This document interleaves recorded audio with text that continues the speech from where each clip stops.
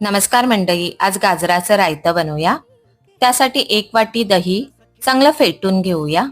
दही जास्त आंबट घेऊ नये.